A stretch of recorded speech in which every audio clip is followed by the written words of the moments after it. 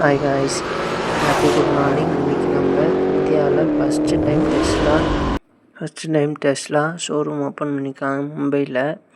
வாங்க இன்றைக்கி நம்ம வீடியோக்குள்ளே போகலாம். டோட்டலாக 8000 காரு லான்ச் பண்ணியிருக்காங்க. 2 வேரியண்ட் RWD, இதோட டாப் ஸ்பீட் 201, 500 இதோட ரேஞ்ச் 0 to 100 5.9 செகண்டில் ரீச் பண்ணிடும்.